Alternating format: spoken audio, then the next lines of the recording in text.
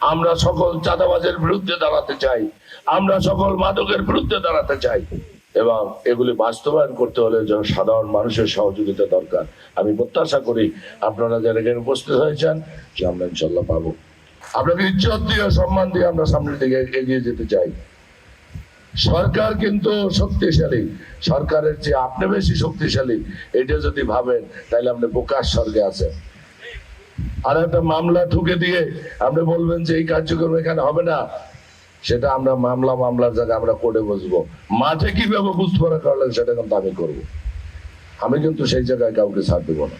অতএব আমি আপনারা এখানে ব্যবসা করবেন, আপনাকে ব্যবসা প্রতিষ্ঠিত করার জন্য, ভালো করার জন্য যা যা করা দরকার আমরা সরকারের তরফ থেকে আমরা সেটা করব।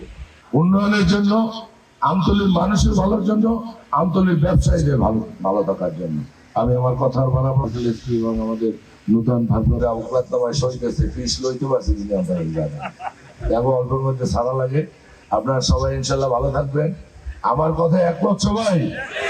সবাই একমত? আপনার সামনের দিকে আগাবো, আমরা আগাবো সামনের দিকে।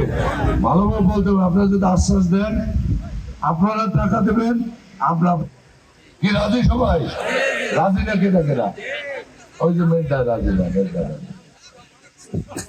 58 বছর আছে, এরপর উনি জীবন থাকবে।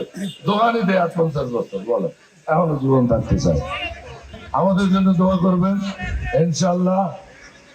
যে দেবো টাকা দিয়ে আমরা তাদের ঠিক করে দিয়ে দেবো। কথা হচ্ছে?